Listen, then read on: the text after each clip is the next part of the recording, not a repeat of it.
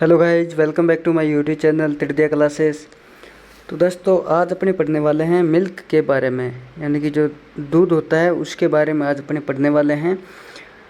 तो सबको पता है क्या होता है मिल्क, ठीक है। मिल्क का कंपोजिशन पढ़ेंगे अपने, पहले पढ़ेंगे कि मिल्क क्या होता है, फिर पढ़ेंगे मिल्क का कंपोजिशन क्या होता है, उसके बाद में जो कोलेस्ट्रॉम होता है उसके बारे में थोड़ी स्टडी करेंगे, और फिर अपने थोड़ा वाइट रेवोल्यूशन के बारे में भी थोड़ा पढ़ेंगे क्योंकि वो भी मिल्क से रिलेटेड है, ठीक है। तो वीडियो को स्टार्ट करते हैं। मेरा नाम है गोविंद तिड़दिया और आप देख रहे हैं हमारा यूट्यूब चैनल तिड़दिया क्लासेस। देखो, मिल्क क्या होता है। Milk is the lacteal secretion of the mammary glands of animal. आपको कुछ नहीं याद रखना, आपको ये याद रखना है कि जो मिल्क का जो सेक्रेशन होता है, देखो ये इसमें क्या होता है कि अपने नॉर्मल क्वेश्चन आ जाए कि कौन सी ऐसी ग्लैंड है जहाँ से मिल्क का सेक्रेशन होता है। तो आपको क्या करना है, जो मेमोरी ग्लैंड है यानी कि अडर के अंदर जो टीट्स होते हैं वहाँ उसमें एक मेमोरी ग्लैंड होते हैं, मेमोरी जो ग्लैंड होती है वहाँ से जो मिल्क का सेक्रेशन होता है, ठीक है। तो इस चीज़ को याद रखना है आपको। It is obtained at least 72 hours after calving और until the milk is colostrum free. जब तक, देखो ये काविंग क्या होता है मैंने आपको पहले बता दिया था कि जो कैटल होती है आपकी, यानी कि जो काव और बुफेलो होती है, उसके अंदर जो एक्ट ऑफ गिविंग बर्थ यानी कि बच्चा देने की जो क्रिया होती है उसको अपने काविंग बोलते हैं, ठीक है। तो यानी कि बच्चा देने के 72 घंटे बाद में जो मिल्क अपने निकालते हैं वो मिल्क होता है, ठीक है। इस चीज़ का ध्यान रखना। या फिर आप ऐसे भी कह सकते हो कि जब कोलेस्ट्रॉम निकलना बंद हो जाए, ठीक है, उस टाइम वो मिल्क होता है। जब तक यानी कि 72 घंटे तक जो होता है, बच्चा जन्म देने के 72 घंटे तक कोलेस्ट्रॉम होता है, उसके बाद में मिल्क होता है, ठीक है। तो इस चीज़ का आप ध्यान रखना।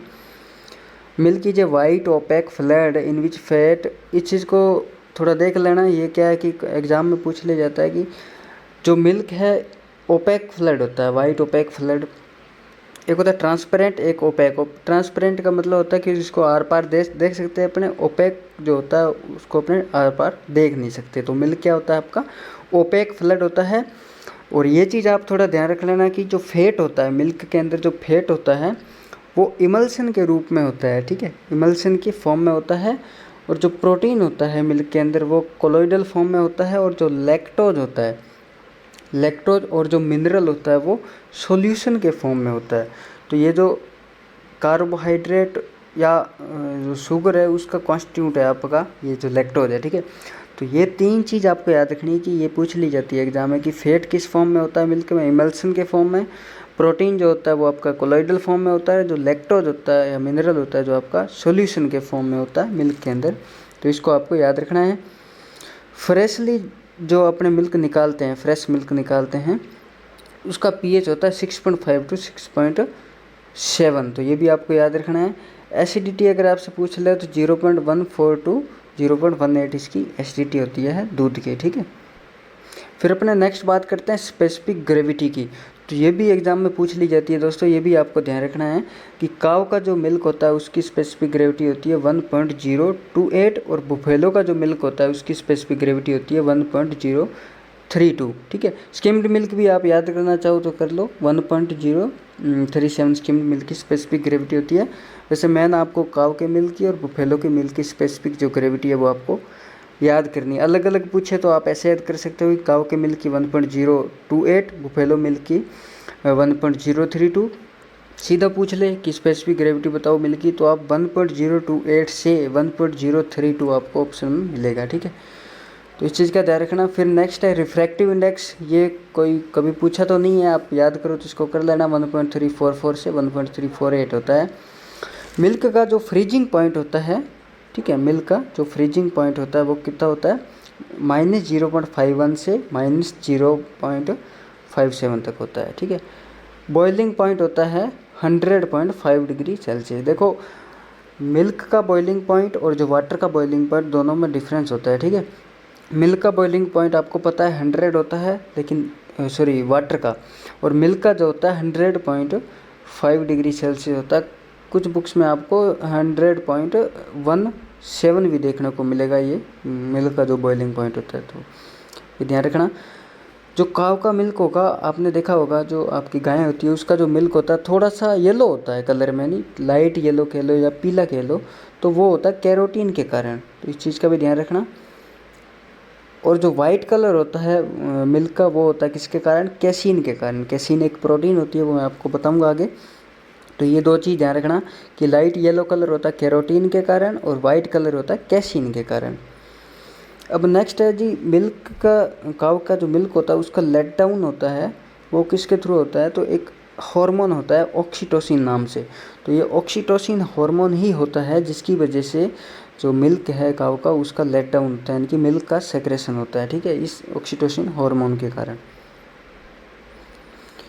अब अपने कंपोजिशन पढ़ लेते हैं, यानी मिल्क के अंदर क्या क्या होता है। कंपोजिशन का मतलब यानी कि मिल्क का जो दूध का संगठन है, यानी कि उसमें क्या क्या होता है, ठीक है। तो आपको पता है मिल्क के अंदर सबसे ज़्यादा होता है वाटर, पानी होता है, ये मेजर पोर्शन होता है मिल्क का, लगभग 80 से 90% होता है। फिर सेकंड होता है फेट, ठीक है। जो फेट होता है मिल्क के अंदर वो स्मॉल ग्लोब्यूल्स फॉर्म में होता है, और ये कह सकते हो कि हाईएस्ट वेरिएबल कॉन्स्टिट्यूट, मिल्क का हाईएस्ट वेरिएबल कॉन्स्टिट्यूट बोलते हैं, क्योंकि ये चेंज होता रहता है इसलिए इसको वेरिएबल बोलते हैं। सबसे ज़्यादा वेरी करने वाला कॉन्स्टिट्यूट होता है मिल्क का फेट। तो ये अच्छा क्वेश्चन है, एग्जाम में पूछ लिया जाता है कि मिल्क का सबसे ज़्यादा वेरी करने वाला कौन सा कॉन्स्टिट्यूट है, तो वो आपका है फेट, ठीक है। The fat content of milk is gradually increased with decreasing the lactation period. तो इस चीज़ का भी ध्यान रखना, जैसे जैसे लैक्टेशन पीरियड कम होता जाएगा वैसे वैसे आपका जो मिल्क का जो फैट है वो बढ़ता जाएगा, ठीक है। और ये जो फैट होता है आपका, जब अपने शाम को दूध निकालते हैं उस टाइम ज़्यादा होता है, इसके बजाय मॉर्निंग में कम होता है। तो ये थोड़ा ध्यान रख लेना, पूछ ले तो।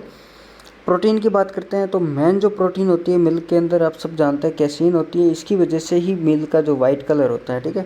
वाइट कलर जो होता है मिल्क की जो कैसीन प्रोटीन है इसकी वजह से लगभग ये आपके 80 से 83% जो होता है, यानी ऐसे कह सकते हो कि मेजर जो कॉन्स्टिट्यूट है मिल्क का, मिल्क की प्रोटीन का, वो कैसीन ही होता है। उसके अलावा भी होता है, जैसे लैक्टो एल्बुमिन होता है 8 से 10% है, लैक्टोग्लोबुलिन होता है 3%, लेकिन सबसे ज़्यादा होता है आपका कैसीन। तो ये आपको याद रखना है, मिल्क की प्रोटीन क्या है? कैसीन। फिर नेक्स्ट है लैक्टोज। लैक्टोज एक डाइसेकेराइड है। डाइसेकेराइड क्यों है? क्योंकि ये ग्लूकोज और गैलेक्टोज दोनों से बनी हुई है। इसको आप ऐसे कह सकते हो कि ये मिल्क शुगर है, दूध की शर्करा है लैक्टोज, ठीक है। तो ये ग्लूकोज और गैलेक्टोज दोनों से बनी हुई है ये लैक्टोज। ये लिस्ट वेरिएबल कॉन्स्टिट्यूट है मिल्क का। जैसे मैंने आपको बताया था फैट जो होता है वो हाईएस्ट वेरिएबल, यानी कि वो चेंज होता रहता है, लेकिन लैक्टोज जो है लिस्ट वेरिएबल कॉन्स्टिट्यूट है, ये दूध के अंदर चेंज नहीं होती, ठीक है। मिल्क का जो स्वीटनेस होता है, यानी कि जो मीठा मीठा आपको लगता है जब आप मिल्क दूध पीते हो, तो जो नेचुरल जो मिठास होती है वो किसके कारण होती है? वो इसी के कारण होती है, लैक्टोज के कारण। तो ये क्वेश्चन आया हुआ है एग्जाम में, इसको आप थोड़ा याद रख लेना। सबसे ज़्यादा जो लैक्टोज होता है वो ह्यूमन के मिल्क के अंदर होता है, 6.9% होता है, इसलिए ह्यूमन का मिल्क जो होता है स्वीटेस्ट होता है, मीठा होता है, ठीक है। फिर अपना नेक्स्ट मिनरल मैटर की बात कर लें। मिनरल मैटर बहुत कम होता है, 1% से ही कम होता है, 0.7 से 0.9% होता है इसमें दूध में जो मिनरल मैटर होता है। आपको याद क्या रखना है मिनरल मैटर में? याद रखना है कि मिल्क जो होता है उसके अंदर कैल्शियम भरपूर मात्रा में होता है, फॉस्फोरस भरपूर मात्रा में होता है, ठीक है। विटामिन ए जो होता है वो भी भरपूर मात्रा में होता है, लेकिन इसमें जो पूर्ण मात्रा में होता है वो होता है आयरन, ठीक है। विटामिन की बात करें तो विटामिन ए जो होता है वो फुल होता है, इसमें खूब होता है, लेकिन विटामिन सी होता है वो स्मॉल मात्रा में होता है। तो यहाँ क्या ध्यान रखना है आपको कि जब एग्ज़ाम में जो क्वेश्चन आता है तो उसमें ऑप्शन आता है कि निम्न में से कौन सा ऐसा जो कॉन्स्टिट्यूट है वो कम है। तो क्या होता है कि ऑप्शन में आपको ऐसे दे दिया जाता है कि आयरन जो है स्मॉल प्रोपोर्शन है, या विटामिन जो सी है स्मॉल मात्रा में है, और एक ऑप्शन ऐसे दे दिया जाता है कि एब्सेंट है।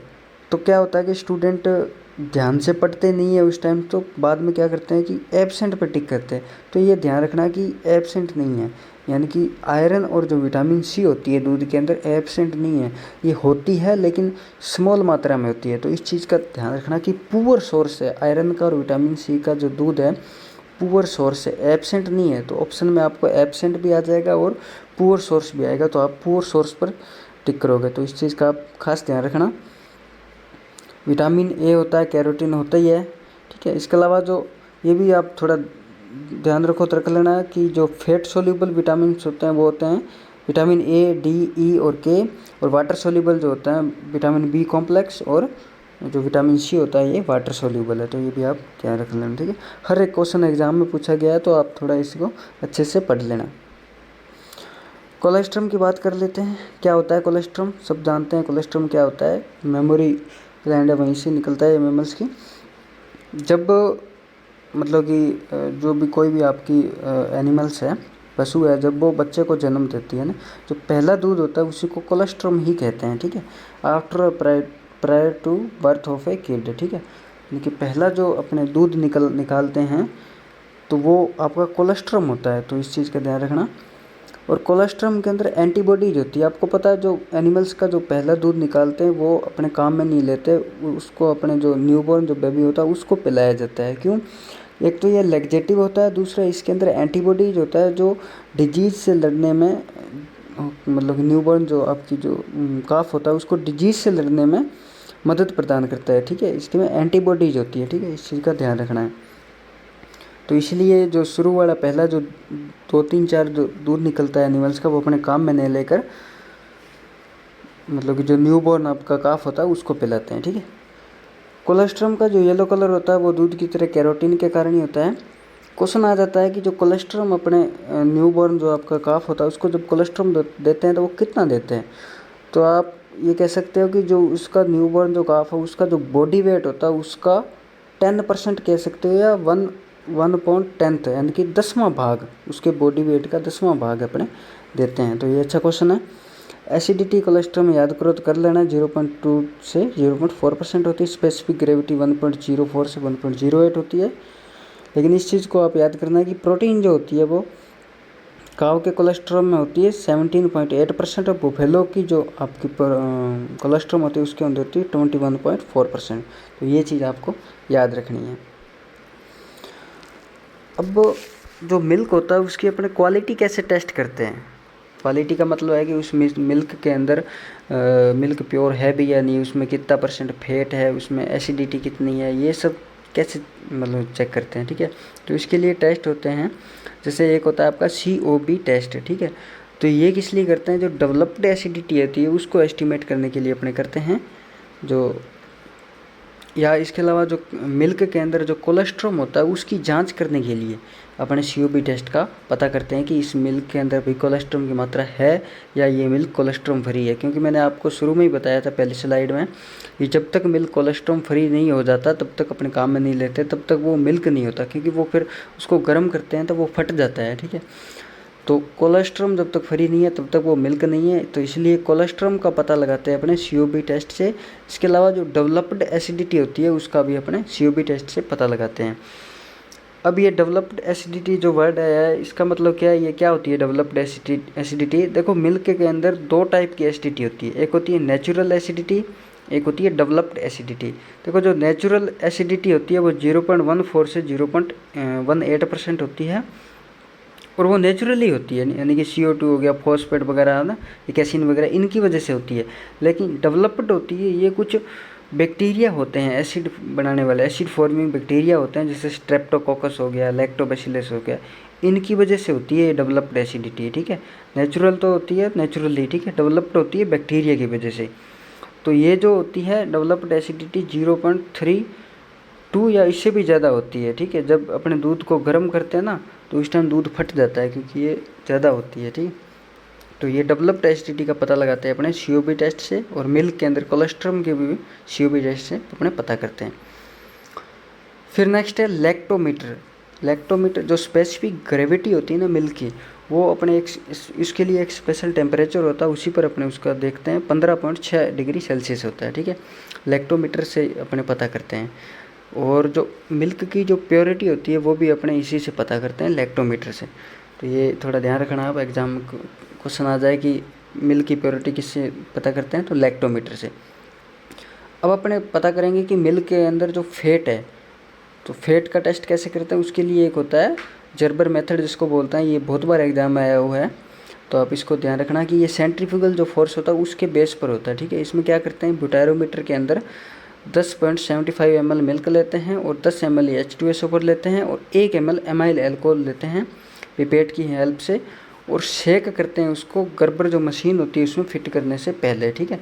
और फिर उसको अपने सेंट्रीफ्यूग करते हैं 5 मिनट तक। इसके लिए एक स्पेशल RPM होती है, 1100 RPM होती है पर मिनट, वो रख के, ठीक है।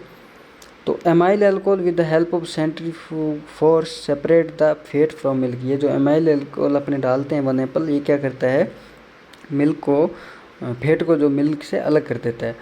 तो इससे सीधा ही क्वेश्चन आएगा कि मिल्क के अंदर फैट का टेस्ट करने के लिए अपने कौन सा मेथड काम में लेते हैं, तो आपका आएगा गर्बर मेथड, ठीक है। और प्योरिटी ऑफ मिल्क के लिए लैक्टोमीटर, और मिल्क के अंदर कोलेस्ट्रॉम और डेवलप्ड एसिडिटी के लिए COP टेस्ट। तो ये चीज़ आपको ध्यान रखनी है। अपने मिल्क पढ़ रहे हैं तो वाइट रेगुलेशन तो पढ़नी पड़ेगी, ठीक है। जिस तरह अपने एग्रीकल्चर फील्ड में यानी कि जो हरित क्रांति आई थी, ग्रीन रेवोल्यूशन, उसी तरह इधर जो डायरी जो सेक्टर है इस फील्ड में अपने उसी टाइम वाइट रेवोल्यूशन आई थी, ठीक है। NDD भी आपने नाम सुना होगा, नेशनल डायरी डेवलपमेंट बोर्ड, जिसकी स्थापना 1965 के अंदर आनंद गुजरात के अंदर हुई थी। ये पूरे विश्व का सबसे बड़ा कोऑपरेटिव मिल्क प्रोडक्ट है, ठीक है। ये किसने मतलब कि स्टार्ट किया था, डॉक्टर वर्गीस कुरियन ने। और ये जो वाइट रेवोल्यूशन है ये भी कौन लाया था, डॉक्टर वर्गीस कुरियन ही ले आया था। इसीलिए इसको डॉक्टर वर्गीस कुरियन को फादर बोलते हैं वाइट रेवोल्यूशन का। और वाइट रेवोल्यूशन को अपने ऑपरेशन फ्लड भी कह देते हैं, ठीक है। क्या बोल देते हैं, ऑपरेशन फ्लड। तो ये 1970 के अंदर वाइट रेवोल्यूशन स्टार्ट हुई थी। देखो मैं आपको पॉइंट टू पॉइंट बताऊंगा जहाँ से एग्जाम में क्वेश्चन आते हैं, फालतू के रामायण अपने पढ़ेंगे नहीं, ठीक है। तो वाइट रेवोल्यूशन का फादर डॉक्टर वर्गीस कुरियन, कब स्टार्ट हुई थी, 1970 में। इसको ऑपरेशन फ्लड भी कहते हैं। दूध की बाढ़ आई थी उस टाइम, ठीक है। 3 स्टेज होती है, 3 स्टेज में ये वाइट रेवोल्यूशन कंप्लीट हुई थी आपकी, ऑपरेशन फ्लड बोलते हैं इसको। पहली स्टेज 1970 में स्टार्ट हुई थी, दूसरी स्टेज 1978 से 85 तक चली थी, और तीसरी स्टेज जो है 86 से 96 तक चली थी। तो ये चीज़ आपको स्टेज बस थोड़ी याद रखना है कि कौन सी कब से कब चली थी, ठीक है दोस्तों। तो ये था आपका मिल्क के बारे में। मिल्क क्या होता है, उसका कंपोजिशन कैसा होता है, उसकी क्वालिटी कैसे टेस्ट करते हैं, कोलेस्ट्रॉम क्या होता है, वाइट रेवोल्यूशन क्या होता है। अब मिल्क से रिलेटेड कुछ और टॉपिक रह गए, जैसे एक तो अपने जो अपने मतलब कि दूध धोने की जो विधियाँ होती है वो रह गई। और उसके अलावा जो मिल्क से बनने वाले जो आपके प्रोडक्ट होते हैं, मिल्क से कौन कौन से उत्पाद बनते हैं ना, घी हो गया, जैसे चना हो गया, इस टाइप के जो प्रोडक्ट होते हैं, दही हो गया, उनके लिए मैं आपको अलग से लेक्चर में वो बताऊंगा, ठीक है। तो आई होप आपको वीडियो अच्छा लगा होगा। मिलता है नेक्स्ट वीडियो में, तब तक के लिए गुड बाय।